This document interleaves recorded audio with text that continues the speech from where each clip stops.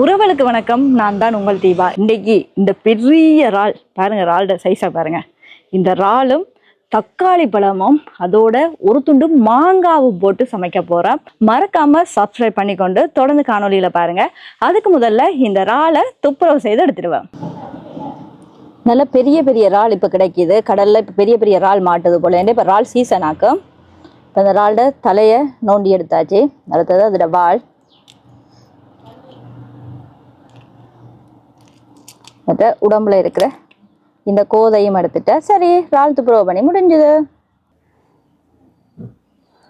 பாருங்க அந்த இறால் எவ்வளவு சதை இருக்குண்டு. நல்ல சதை உள்ள இறால் இது. இப்போ நாங்கள் இறாலை துப்புரவு செய்து எடுத்துட்டேன். இப்போ அடுத்தது கழுவி எடுத்துருவோம்.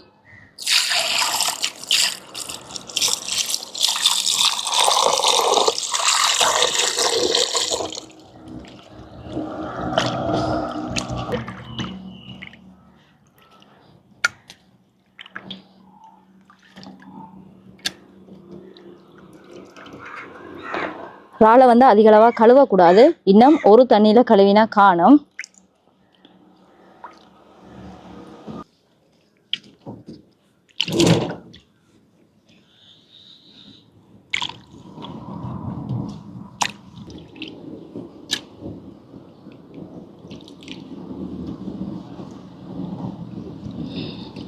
வீடியோ எடுக்கிறதுக்கு முதல் இவ்வளோ இறால் இருந்துச்சு.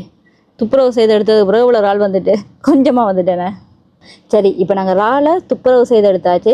அடுத்தது எங்களோட சமையல் கட்டை நோக்கி பயணிப்போம். இப்போ இந்த இறாலும் மாங்காவும் போட்டு வைக்கிற கறிக்கு என்னென்ன பொருட்கள் தேவைன்னு பார்த்துருவோம். சானோ, இறால் கறி வேணுமா உங்களுக்கு? ஜம்மியா? ஓ சரியா, நான் சமைக்கிற இடத்துக்கு நீங்கள் வரக்கூடாது. போங்க அங்கே எழும்பி எழும்புங்க. ஓகே, இப்போ போயிட்டே இறால். முதலாவது இறாலை கழுவி எடுத்து வச்சிருக்கு. அடுத்தது மாங்காய், பாதி இறாலுக்கு பாதி எனக்கு. அடுத்தது உப்பு, புளியை தண்ணியில் ஊற வச்சிருக்கு. முதலாவது தேங்காய் பால், ரெண்டாவது தேங்காய் பால். அடுத்தது சின்ன வெங்காயம். இந்த இறால் கறிக்கு சின்ன வெங்காயம் தான் கட்டாயமாக போடணும். அது நிறைய போடணும். குண்டு மிளகாய், குண்டு கொச்சிக்காண்டு சொல்லுவாங்க, நல்ல உரைப்பாக இருக்கும். இதுவும் போட்டால் நல்ல டேஸ்ட்டாக இருக்கும். அடுத்தது பச்சை மிளகாய் ஒன்று வெட்டி வச்சிருக்கு. உள்ளி கொஞ்சம் உரித்து வச்சிருக்கிறேன். உள்ளியும் மிளகும் சேர்த்து இடித்து எடுத்துக்கொள்ளணும். அடுத்தது தக்காளி பழம் 2 சின்ன சின்னனா வெட்டி வச்சிருக்கு.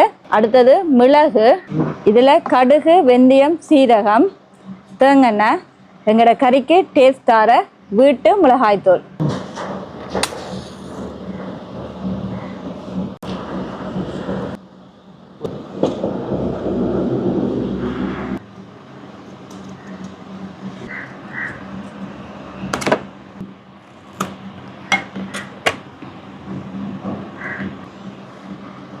மாங்காய் இப்படி ஒரு துண்டு எடுத்து இப்படி உப்புல தொட்டு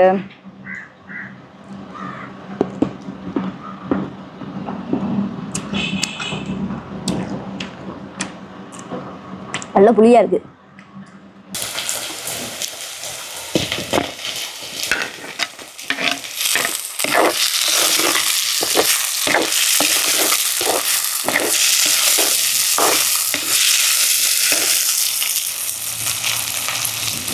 இப்போ மாங்காவை சின்ன சின்ன துண்டாக வெட்டி எடுத்துடுவான். மாங்காய்க்கு சீனி போட்டு கறி வச்சா நல்ல டேஸ்ட்டாக இருக்கு. அதுவும் வெள்ளை அரிசி சோத்தோடையும் சாப்பிடுவோம். இப்போ இந்த தக்காளி பழத்துக்குள்ளேயே இந்த வெட்டி வச்சிருக்கிற மாங்காவையும் போட்டுருவோம்.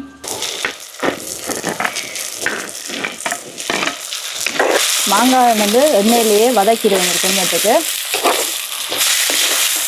இப்போ நாங்கள் போட்ட மாங்காய், தக்காளி பழம், வெங்காயம், பச்சை மிளகாய் எல்லாம் நல்லா எண்ணெயில் வதங்கட்டும். அதுக்கிடையில் உள்ளியும் மிளகும் கொஞ்சம் இடித்து எடுத்துடுவோம். மிளகு ஒரு கொஞ்சமாக போட்டுக்கொள்ளுவோம். முதல் மிளகை ஒரு அளவு இடித்து எடுத்துடுவோம். ஏன்னா இந்த கறிக்கு நாங்கள் அந்த குண்டு மிளகாய் போட்டிருக்கிறோம். அதையும் தாண்டி இனி மிளகாய் தூள் போட போகிறோம். அப்போ அதனால் மிளகு ஒரு கொஞ்சமாக போட்டுருவோம், இல்லாட்டி உரப்பு கூடிரும். இதுக்குள்ளே உள்ளியை போட்டு இடிச்சிடுவோம்.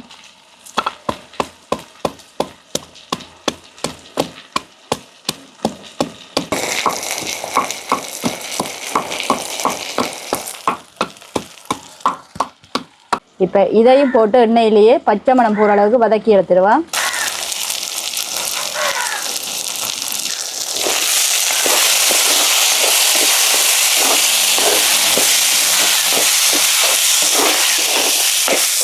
இப்போ இது ஒரு 2 நிமிஷம் எண்ணெயில் நல்லா வதக்குவோம். இந்த உள்ளிடையும் மிளகுடையும் பச்சை மணம் போகிற அளவுக்கு.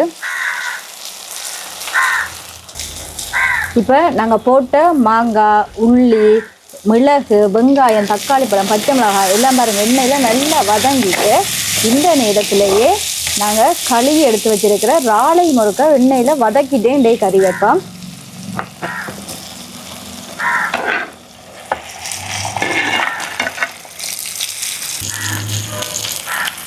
எல்லாத்தையுமே நல்லா கிளறிட்டு அப்படியே மூடி வச்சிருவேன்.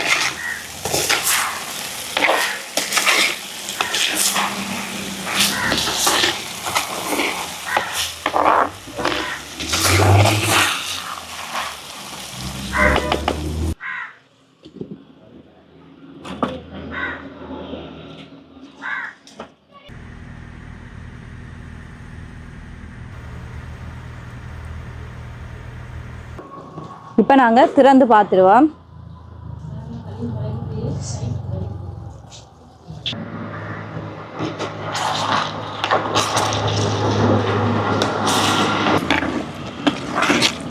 இறாலை வச்சு மூட வைக்க தண்ணி இருக்கல. இப்போ என்ன தண்ணி வந்துட்டுன்னு யோசிக்கிறீங்களா? இறாலில் இருக்கிற தண்ணியெல்லாம் நல்லா இறங்கிட்டு இப்போ எல்லாமே பாருங்கள் நல்லா அப்படியே ஒரு அவிஞ்ச ஒரு கட்டத்துக்கு வந்துட்டு இந்த நேரத்தில் நாங்கள் எடுத்து வச்சிருக்கிற 2வது தேங்காய் பாலை ஊற்றிடுவோம்.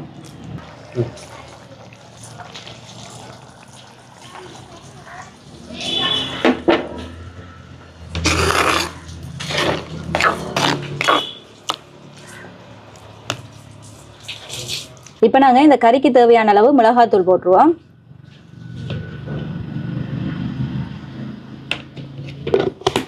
அடுத்தது கறிக்கு தேவையான அளவு உப்பு,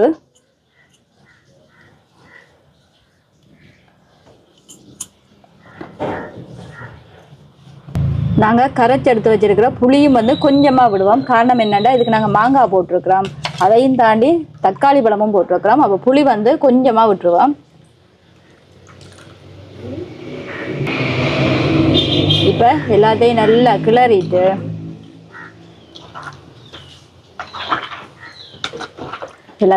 கிளறிட்டு மூடி கொதிக்க வச்சிடுவோம்.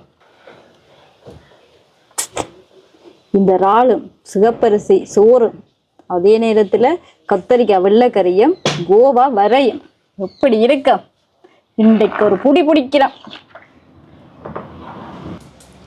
இப்போ நாங்கள் திறந்து பார்த்துருவோமா? வாசனை அடிக்குதா இல்லையா? வாசனை வருது தானே? வருது நல்ல வாசனை வருது.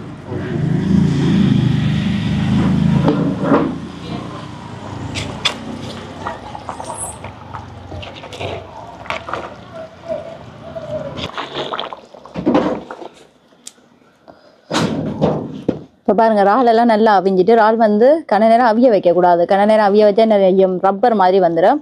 ஒரு கொஞ்ச நேரம் அவிய வச்சா காணும். இப்போ இறால் கறியில கலரை பாருங்கள் அப்படி இருக்குண்டு.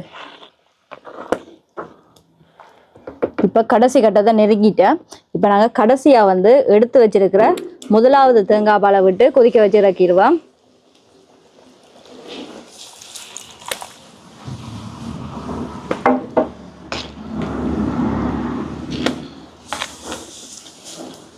கறி நல்லா கொதிச்சு கொண்டிருக்கு. என்னடா கறி குழம்பா இருக்குன்னு யோசிக்கிறீங்களா?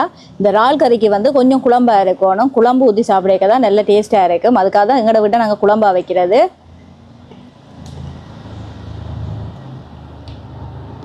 எனக்கு இன்றைக்கு இறாலை விட இந்த மாங்காவை தான் சாப்பிட்டு பார்க்கணும்.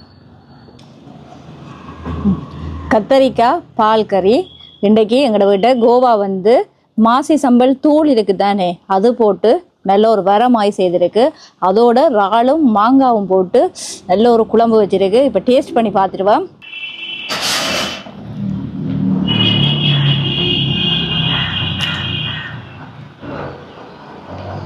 நல்லா இருக்கு. இப்போ இறால் ஒருக்கா சாப்பிட்டு பார்ப்போம். இந்த இறால் அவியறதுக்கு வந்து அதிக நேரம் தேவையில்லை, கொஞ்ச நேரத்துலேயே இறால் அவிஞ்சிடும். இந்த பாருங்க இப்படி சதண்டு இறால்ல. இப்போ கத்தரிக்காய் பால் கறி, கோவா வர, எல்லாத்தையும் சேர்த்து குழச்சி